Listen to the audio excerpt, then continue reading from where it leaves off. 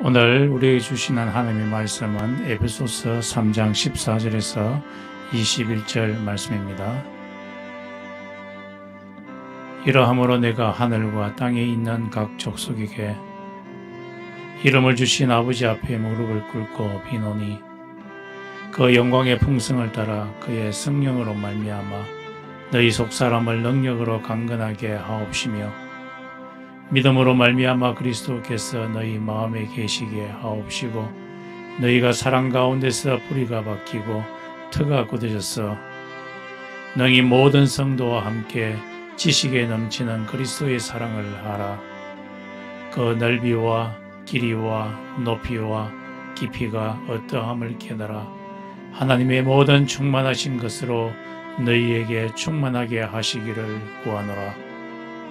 우리 가운데서 역사하시는 능력대로 우리의 온갖 구하는 것이나 생각하는 것에 더 넘치도록 능히 하실 이에게 교회 안에서와 그리스도 예수 안에서 영광이 대대로 영원 무궁하기를 원하노라. 아멘. 아멘. 오늘 말씀의 주제는 속사람입니다.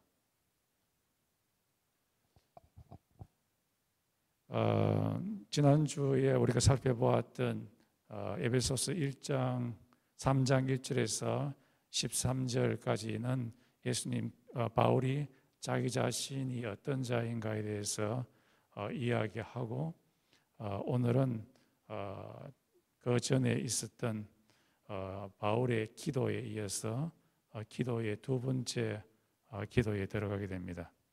이 기도의 내용이 한 두 가지 내지 세 가지가 있는데 그 중에 하나가 속사람의 강건입니다. 속사람의 강건.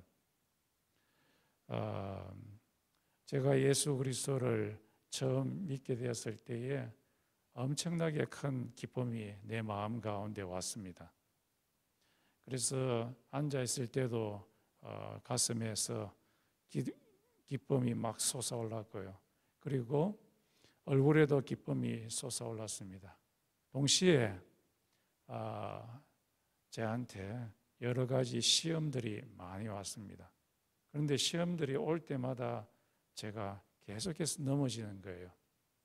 그 넘어진 이유가 무엇인가 지금 생각해 보니까 내 속에 속사람이 강건하지 못하였기 때문이었습니다. 속사람이 굉장히 연약하였기 때문이었습니다. 속사람이 자라지 못하였기 때문이었습니다. 이 속사람은 굉장히 유니크한 것입니다. 크리스찬들에게만 이 속사람이 있습니다. 성경에서 말하는 속사람. 난 크리스찬들에게는 이 속사람이 없습니다. 예수 그리스도를 믿을 때에 속사람이 예수 믿는 사람 속에는 다 있는데 이 속사람의 레벨의 차이가 있습니다. 속사람이 약한 사람이 있는 반면에 속사람이 강한 사람이 있습니다. 그리고 이 속사람이 강해지는 방법은 성령님께서 우리의 마음 가운데 조명하시고 성령님께서 우리의 마음에 스며들 때에 우리의 속사람이 강건해지게 됩니다. 이 속사람이라는 것이 동물에게는 없습니다. 우리 예수 믿는 사람에게만 있습니다. 이 속사람이 언급되어 있는 구절이 신약 성경에 세 군데 있는데 하나는 고린도후서 4장 16절 그리고 로마서 7장에 있습니다. 고린도후서 4장 16절에 보면은 우리의 그 사람은 날로 후퇴하나 우리의 속사람은 날로 성장한다라고 이렇게 되어 있습니다. 그리고 세 번째로는 이 에베소서 오늘 3장에 보면은 우리의 속사람이 성령으로 강건해져야 된다라고 이렇게 말씀하고 있습니다. 이 속사람은 그 사람과 반대됩니다. 그 사람은 날로 날로 후퇴합니다. 우리의 이 육체 덩어리는 날로 날로 후퇴하게 됩니다. 지난번에 우리 이야기하다가 집사님께서 년마다 해마다 우리의 그 사람이 약해진다고 그렇게 말씀하시니까 우리 권사님께서 나이 좀 더 들어보소, 달마다 바뀌게 된다고 그렇게 말씀하시는데, 좀 지나면은 우리들이 날마다 우리의 육체가 그 사람이 후퇴해가는 것을 느끼게 될 것입니다. 이 속사람은 우리가 예수를 믿을 때 생기는 영이라고 할 수 있겠습니다. 요한복음 3장에 보면은 너희들이 하나님의 나라에 들어가려면은 위로부터 나야 된다. 이것이 한글 성경에는 거듭나야 된다.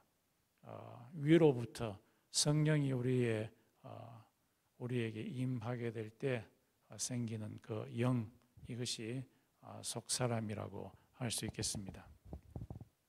이 속사람은 우리의 오감 5가지 센시스, 촉각 그리고 시각, 미각 등 이 5가지 감각 그 외에 있는 faculty, 기관이라고 할 수 있겠습니다.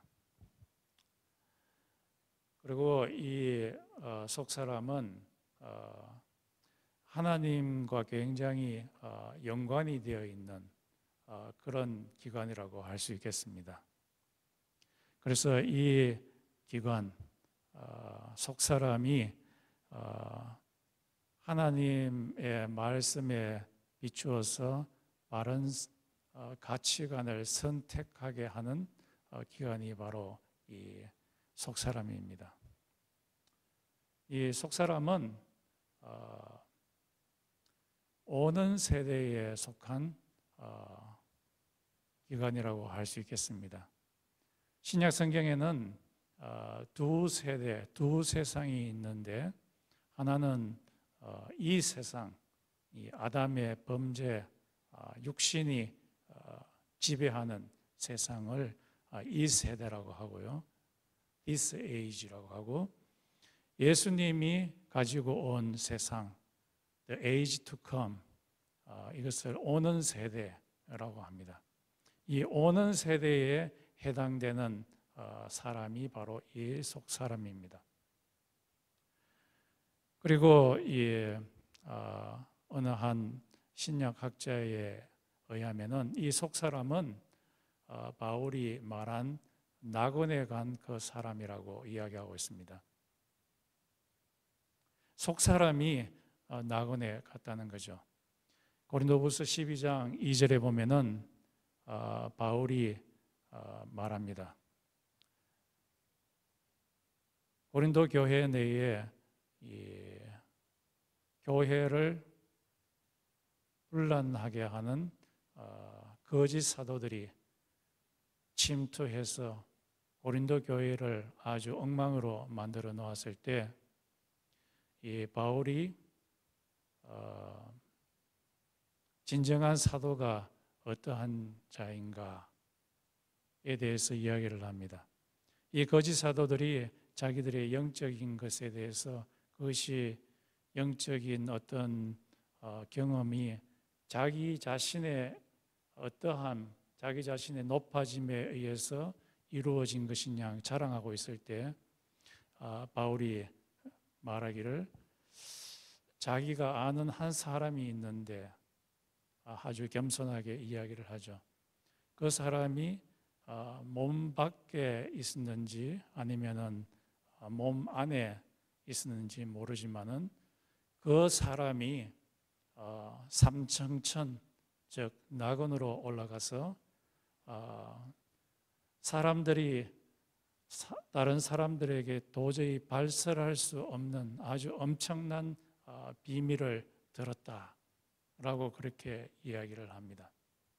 그렇게 말할 때 삼청천, 이 세상에 현존하고 있는 사람이 삼청천 낙원까지 올라간 그 사람은 그 사람이 아니라 속 사람이다. 그렇게 이야기를 하고 있습니다.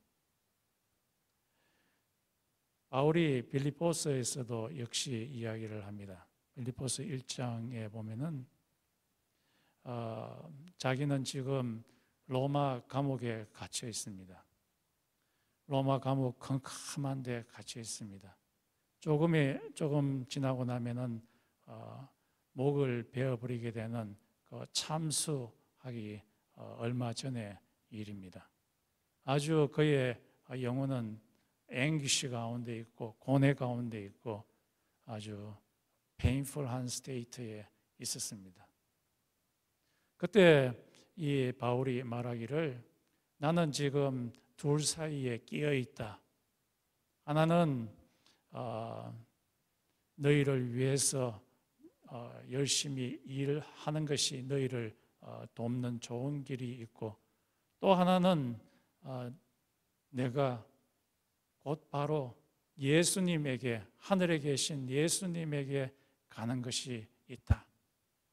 예수님, 낙원에 있는 예수님에게 가는 것이 나에게는 훨씬 더 기쁘고 좋은 일이다 라고 이야기를 합니다. 여기에서 바울이 말한 것은 자기가 예수님, 하늘에 있는 예수님에게 가는 것이 누가 가느냐 했을 때 바로 속사람이 가는 거죠. 그의 몸이 참수되고 목이 베어지고 했을 때 그 사람은 가는 것이 아니죠. 그의 속사람이 가는 것이라고 할 수 있겠습니다. 이와 비슷한 것이 누가복음 23장에도 나오는데요. 예수님께서 십자가에 못 박히셨을 때에 예수님 오른편과 왼편에 강도들도 역시 박혀 있었습니다. 그때 이 강도들 중에 한 사람은 예수님을 굉장히 욕했습니다. 당신이 진짜 메시아라면은 우리로 하여금 이 십자가에서 내려가게 해달라. 당신이 메시아가 아니기 때문에 우리로 하여금 십자가에서 내려가게 하지 못하는 것이 아니냐라고 이야기했을 때 그 옆에 있던 다른 강도는 말하기를 그 첫 번째 비난했던 그 강도에게 당신이나 나는 우리가 잘못했기 때문에 이 십자가에 못 박혔지만은 이 예수님은 전혀 잘못한 것이 없는데 십자가에 못 박혔다. 그렇게 하면서 예수를 변호하고 또 다시 예수님에게 말하기를 오늘 당신이 당신의 나라 즉 낙원에 갈 때에 나를 기억하소서 라고 그렇게 이야기하니까 예수님께서 그에게 말하기를 네가 오늘 나와 함께 낙원에 있으리라 라고 그렇게 말했습니다. 낙원에 올라간 사람은 그 사람이 아니라 속 사람이죠. 심령이 가난하고 속 사람이 강건한 사람은 죽고 나자 말자 속 사람이 예수님이 계신 낙원에 바로 갈 것이라는 그 확신이 있는 사람입니다.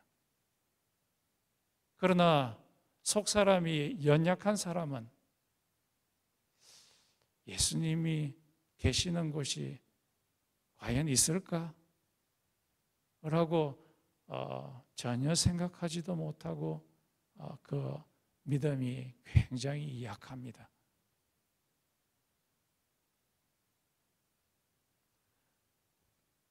우리들은 속사람이 강해야 될 겁니다.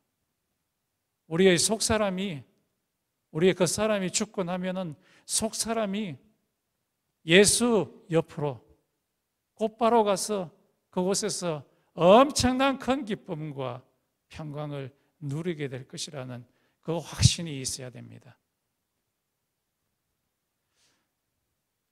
크리스천들 사이에서도 이 속사람의 레벨 차이가 있는가 없는가 했을 때 레벨 차이가 있습니다. 평범한 크리스찬들, 속사람이 아주 연약한 사람들이 대부분이죠. 이 평범한 크리스찬들의 속사람의 레벨을 뛰어넘는 높은 레벨의 속사람을 갖고 있는 크리스찬들이 있습니다. 사단의 공격이 올 때에 사단이 공격해서 우리로 하여금 완전히 discouragement, 낙담시키고 hopeless 만들려고 불같이 덤벼들 때에 속사람이 약한 사람은 금방 넘어져 버립니다. 마치 유리가 깨어지는 것처럼 깨어집니다. 제가 셀폰 위에 덮는 그 유리 있잖아요. 커버. 그걸 얼마 전에 붙여놨는데 그게 깨졌어요. 그게 막 이렇게 차 사고 나면은 앞에 윈실드 그 부분이 막 박살나게 깨지는 것처럼 막 깨지는 거예요. 이와 같이 속사람이 연약한 사람은 이 사단이 덤벼들면은 막 깨집니다. 유리같이 깨어져 버립니다. 그러나 속사람이 강한 사람은 베드로의 말처럼 사자같이 우는 사자같이 덤벼들지만은 속사람이 강한 사람은 사단이 맞붙어서 싸워서 이기는 자라고 이야기하고 있습니다. 속사람이 연약한 사람은 전혀 성장하지 못합니다. 계속해서 베이비 상태에 머물러 있습니다. 그리고 그와 반면에 오늘 본문에 있는 말씀처럼 속사람이 강한 사람은 날마다 성장하는 사람입니다. 속사람이 연약한 사람은 생각이 집중되지 못합니다. 하나님께 집중되지 못합니다. 그래서 이 컨센트레이션을 할 수 없죠. 하나님께 집중하지 못합니다. 속사람이 연약한 사람은 생각이 머릿속에 들어와서 백갈래로 흩어져 버립니다. 그러나 속사람이 강한 사람은 하나님의 말씀에 하나님께 성령님께 집중해서 하나님의 은혜를 받습니다. 제가 교육학을 배웠는데 여기 보면은 브룸이라고 하는 사람이 있습니다. 브룸이라고 하는 사람이 인지 능력에 있어서도 레벨이 있고 또 이 affective domain, 어떤 가치관을 형성하는 데 있어서도 사람이 레벨이 있다고 이야기를 합니다. 이 사람의 말에 의하면은 어떤 가치관이 어떤 사람한테 들어왔을 때 가장 낮은 레벨은 완전히 무시하는 그런 레벨이 있고, 그리고 조금 더 높은 레벨은 어떤 가치관이 있으면 그것을 그런 것이 있구나 하고 반응하는 단계. 그 다음에 조금 더 높은 단계는 그 가치관을 좋아하는 단계. 그리고 더 높은 단계는 이 가치관, 좋은 가치관을 자기의 밸류 시스템 가운데 집어넣는 단계. 가장 마지막 하이어스트 레벨은 그 가치관을 자기의 일상생활 가운데서 구현하는 단계라고 할 수 있겠습니다. 연약한 이 이너맨, 속사람을 가진 사람은 가장 낮은 단계, 예수 그리스도의 어떤 말씀, 예수 그리스도께서 보여주시는 그 윤리, 예수 그리스도께서 보여주시는 그 가치관이 들어올 때에 그것을 완전히 무시하는 단계. 난 크리스천 같은 경우에는 속 사람이 없기 때문에 성령이 오고 또 하나님의 말씀이 올 때 그것을 전혀 지각할 수가 없습니다. 고린도전서 1장에 있듯이 그런 사람은 자연인이라고 할 수 있겠습니다. 내추럴한 맨이라고 할 수 있겠습니다. 그래서 예수를 믿지 아니한 사람은 예수에 대한 가치, 그에 대해서 이야기할 때 전혀 이해할 수가 없습니다. 왜냐하면 속 사람이 없기 때문에 그것을 감지하고 이해할 수 있는 능력이 없기 때문에 그러합니다. 그래서 난 크리스찬에게 가장 먼저 필요로 하는 것은 속 사람을 갖도록 하는 것입니다. 그것은 우리의 힘과 인간의 힘과 지혜로 할 수 없습니다. 위로부터 나야 됩니다. 거듭나야 됩니다. 성령님께서 오셔서 하늘에서 그 사람의 심령 가운데 들어가서 속 사람을 형성시켜 놓을 때에만 그 사람이 하나님의 음성, 성령의 음성을 받아들이고 리스폰스하고 그 마음속에 받아들일 수가 있게 됩니다. 속 사람이 연약한 사람은 육신을 다루는 데 있어서 차이점이 있습니다. 우리 갈라디아서 5장에 보면 육신에 대해서 바울이 다루고 또 마가복음 7장에서도 예수님께서 육신을 다룹니다. 사람을 더럽게 하는 것이 손 씻지 아니하고 손 씻지 아니한 것으로 손으로 밥을 먹어서 사람이 더럽게 되는 것이 아니라 예수님께서 말씀하시기를 바리새인들이 예수의 제자들을 손 씻지 않은 것으로 밥 먹어서 그 사람이 더럽게 되었다고 이야기했을 때 예수님께서 정확하게 지적하시기를 더러운 손으로 밥을 먹어서 사람이 더러워지는 것이 아니라 마음속에서 더러운 것들이 나오게 될 때 도적질하는 마음, 또 엄란한 마음, 여러 가지 더러운 것들이 그 속에서 어리석은 것들이 나올 때에 그것이 사람이 더럽게 된다. 바울도 역시 갈라디아서 5장에서 육신의 모습들이 나타나죠. 하나님을 섬기는 것이 아니라 우상을 섬기고 점쟁이를 찾아가게 되고 사람들 사이에 분리를 일으키게 되고 분란을 일으키게 되는 디센션들,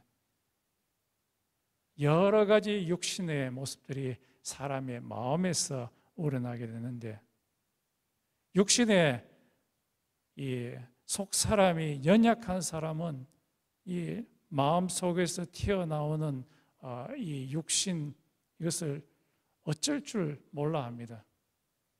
다룰 줄 몰라 합니다. 오히려 육신에게 지배를 받게 됩니다.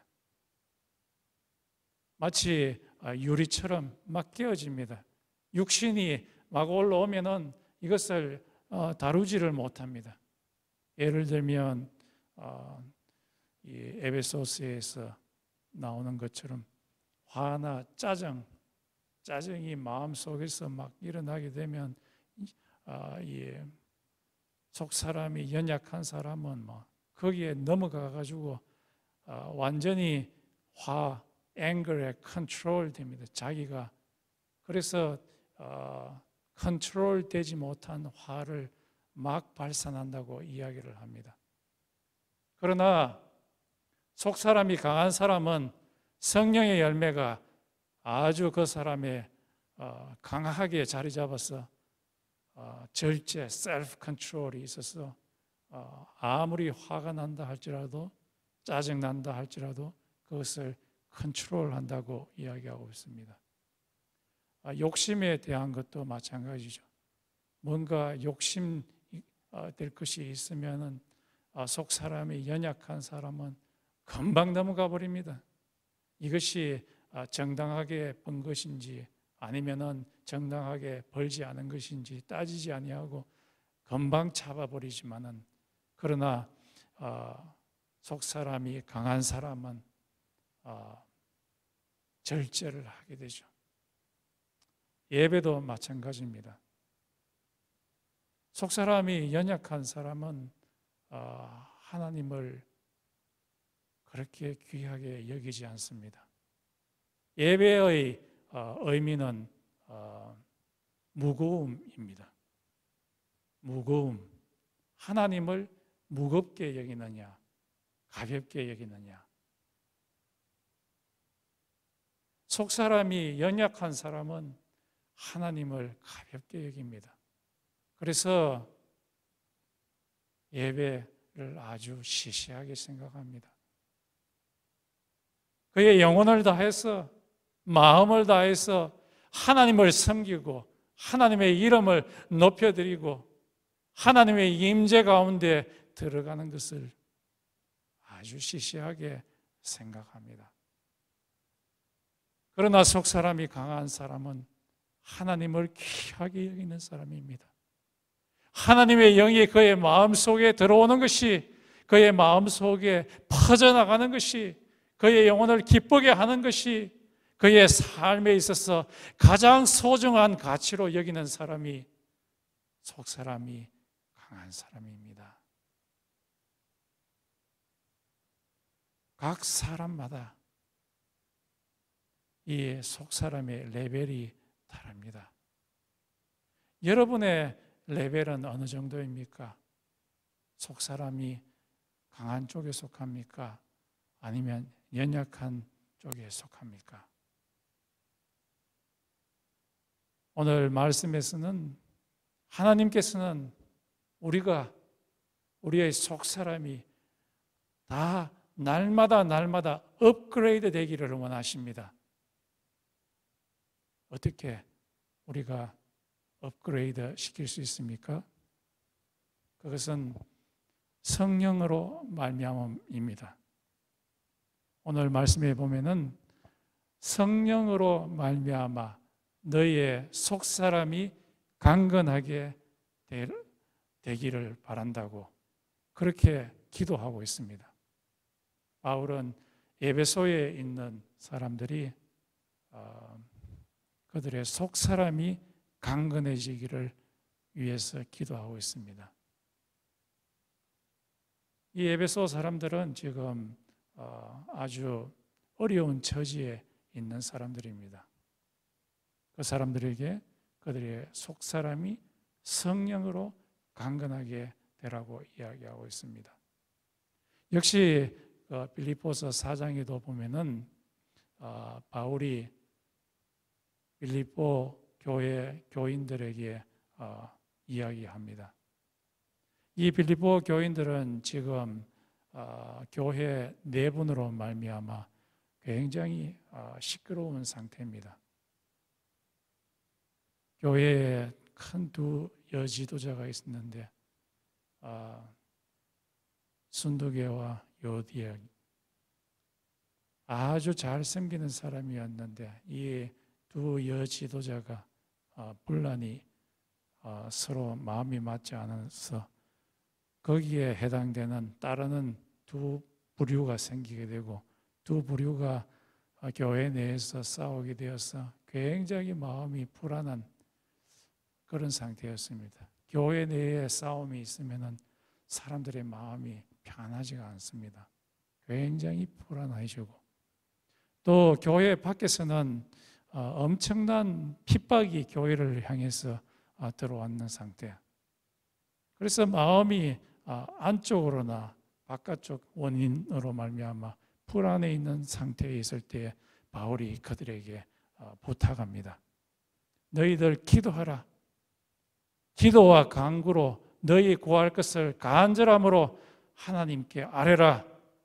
그러면 지각에 뛰어난 하나님의 평강, 우리의 이성으로 생각할 수 없는 뛰어넘는 하나님의 평강이 너희의 마음과 생각을 지키시리라 라고 말씀하고 있습니다. 즉 우리의 지각에 뛰어넘는 하나님의 평강, 성령님께서 우리의 마음과 생각, 우리의 속 사람을 지켜주실 것이라고 이야기하고 있습니다. 그래서 우리가 불안해하고 있고 또 소망 없고 또 discouragement 아래 가운데 있을 때에 우리가 해야 할 일은 우리의 속 사람이 강건해지도록 하기 위해서 기도 가운데 들어가야 됩니다. 우리가 기도 가운데 들어가게 될 때에 성령님께서 우리 속에 들어오셔서 역사하시게 되고 우리의 속 사람이 강건하게 됩니다. 우리는 기도해야 합니다. 기도 한 시간 반 정도 계속해서 기도하게 될 때에 성령님께서 우리의 마음 가운데 싹 스며드는 것을 우리는 느낍니다. 우리 속에 불안한 마음을 성령님께서 몰아내고 우리의 속 사람을 강건하게 하는 것을 우리가 느낍니다. 이거는 기도해 본 사람만이 압니다. 기도하지 않은 사람은 속 사람이 연약하여서 이 성령님이 들어와서 몰아내는지 몰아내지 않는지 알지 못합니다. 오랫동안 기도할 때에 성령님께서 들어오셔서 우리의 연약한 마음을, 연약한 속 사람을 강하게 만듭니다. 기도하시는 여러분 되시기 바랍니다. 우리 건물을 지을 때요, 이 콘크리트로 건물을 짓는데 이 콘크리트도 강한데 이 콘크리트에 철근을 더하면은 그 집은 굉장히 강해집니다. 우리가 예수를 믿을 때에 우리가 강해지는데 거기에 덧붙여서 성령님께서 우리의 마음속에 들어오셔서 역사하시게 될 때에 우리들이 더욱더 강해지게 됩니다. 로렌스 브라더 로렌스라는 분이 계셨습니다. 이분이 1611년에 태어났는데요. 이분이 지었는 책 이름이 The Practice of the Presence of God, 하나님의 임재를 연습하기라는 그런 책을, 아주 유명한 책을 썼습니다. 이 사람은 프랑스 사람이었는데요. 징집되어서 군인으로서 독일군과 싸우게 되다가 체포가 되었어요. 체포가 되어가지고 이 독일 장교가 죽이겠다고 위협을 했는데 위협을 받는 그 시간에 하나님의 임재 가운데 들어가게 되었습니다. 임재 가운데 들어가게 되었을 때 그의 마음이 그 인티미네이션, 그 위협 가운데서도 그의 마음이 얼마나 잠잠하게 되는지 모릅니다. 하나님의 평강이 그의 마음에 스며들어서 그의 마음을 잠잠하게 하였기 때문이었습니다. 그가 공동체 가운데 들어가게 되었는데 공동체 내에도 좋은 보직이 있고 나쁜 보직이 있는데 이 사람은 식당에서 설거지하는 보직을 맡았습니다. 그런데 이분이 설거지할 때 왜 나에게는 이런 좋지 못한 보직을 내한테 주어졌는가 투덜투덜거리지 아니하였습니다. 그가 설거지할 때 얼마나 기뻐했는지 모릅니다. 왜냐하면 그분이 지은 책에 보니까 설거지하는 동안에 성령님이 그의 마음 가운데 임재하였기 때문이라고 이야기하고 있습니다. 그는 이 하나님의 임재, the presence of God을 practice했다. 그는 40년 동안을 이 하나님의 임재가 자기 속에 들어오는 것을 익스페리멘트했다, 실험했다라고 이야기합니다. 하나님의 임재를 실험할 때마다 40년 동안 계속해서 그의 삶 가운데 성령님께서 스며들어서 그의 속사람을 강건하게 하고 평강케 했던 것입니다.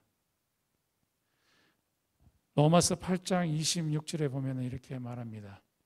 우리의 마음이 연약하여서 하나님께 무엇을 기도해야 될지, 어떻게 기도해야 될지 모를 때에 성령님께서 우리의 연약함을 위해서 기도한다, 그렇고 이야기를 합니다. 이것에 대해서 스나드그래스라고 하는 신약학자가 이야기하기를, 성령님께서는 미리 지금 벌써 우리의 마음 가운데서 역사하고 있다. 그러면 성령님께서 우리 속에서 들어와서 역사하기 위해서 우리가 해야 할 일이 무엇인가 했을 때 우리의 마음을 지금 워킹하고 있는 Holy Spirit을 향해서 우리의 마음을 열도록 하는 것이다. 그래서 그분의 표현에 의하면 in line with the Holy Spirit, 지금 역사하고 있는 Holy Spirit, 성령과 우리의 마음을 일치시키는 것이다. 우리의 마음을 열고서 성령님께서 우리 속에 들어오셔서 역사하도록 우리의 마음을 열도록 하는 것이다. 그렇게 할 때에 성령님께서 우리 속에 마음으로 들어오셔서 역사하시게 된다. 그 성령님께서 우리의 마음 속에 들어오셔서 우리 속에 불안해하는 마음, 낙담한 마음을 몰아내고 우리 속에서 우리의 속사람을 강하게 만든다라고 그렇게 말씀하고 있습니다. 며칠 전에 내가 기도할 때에 좀 낙담 가운데 있었지만 성령님께서 나의 마음 가운데 들어오셔서 말씀하셨어요. 나 너 사랑한다. 성령님, 내가 내 꼬라지 보니까 별로 사랑스럽지 않은데 사랑스러운가요? 그렇게 물어보니까 사랑스럽대요. 참 희한하죠. 그러면서 말하기를, 내가 너를 떠나지 아니하고 내가 너를 버리지 아니하리라 라는 그 히브리서 말씀을 내한테 주셨어요. 그것을 받을 만큼 내가 디저브한 그런 사람은 아니지만 성령님께서 그렇게 해주신다고 하니까 받아들이고, 그러고 나니까 내 마음에 소망이 생기고 기쁨이 생기고 평강이 생겼습니다. 하나님께서는 우리가 기도해서 성령으로 우리의 마음이 뜨거워지기를 원합니다. 우리가 기도하지 않으면은 우리의 속사람의 온도가 굉장히 낮아집니다. 마음이 냉랭해집니다. 그러나 우리가 기도할 때에 성령님께서 우리 속에서 presence, 임재하게 될 때에 우리의 속사람이 온도가 올라가게 됩니다. 하나님께서는 여러분이 기도하기를 원합니다. 하나님께서는 불덩어리가 되신 그 성령님이 여러분의 마음 가운데 온도를 높이기를 원하십니다. 이 시간 우리 함께 기도합시다. 기도하게 될 때에 성령님께서 역사하시게 됩니다. 짧지만은 한 2, 3분 정도 성령님께서 우리 속에 역사하셔서 우리의 마음을 뜨겁게 해달라고, 그래서 우리의 속사람이 온도가 올라가게 해달라고 우리 같이 한번 한 2, 3분 정도 기도하겠습니다.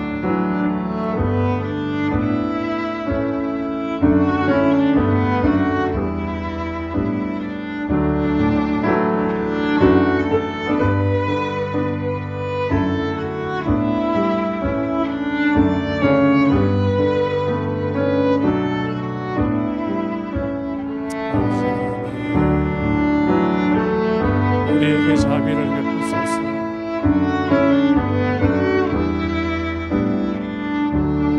우리에게는 우리 스스로의 힘과 우리 스스로의 지혜로서 우리의 속사람을 강건하게 할 리소스가 없습니다. 그러나 천지를 지으신 우리의 마음을 지으신 우리의 속사람을 지으신 하나님께서는 우리의 속사람을 강건케 하고 우리의 속사람을 뜨겁게 하실 수 있는 능력이 계시고 리소스가 있습니다. 하나님 아버지, 우리에게 자비를 베푸소서.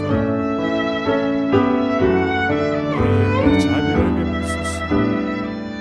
우리의 속사람을 강건하소서. 교회 예배당에서뿐만 아니라 집에 가서도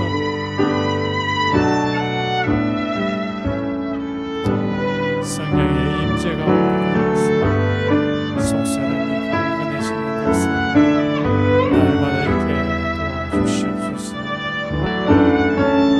아버지 하나님,